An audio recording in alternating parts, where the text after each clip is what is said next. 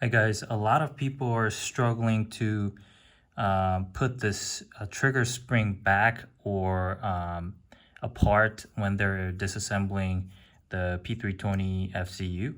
So I spent a lot of time doing that as well, and I found the quickest way to disassemble and assemble this spring. So here it goes.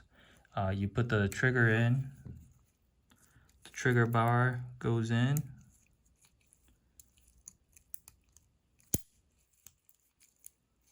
Dang it.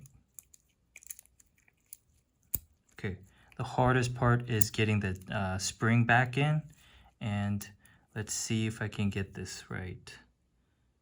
So this end of the spring goes in first, and then over here is where you should be putting the spring, the other end of the spring in.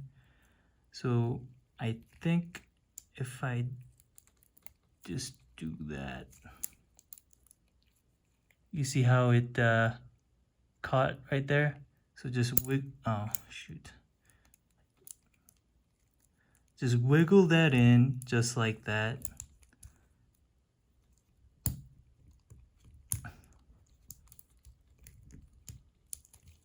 Boom.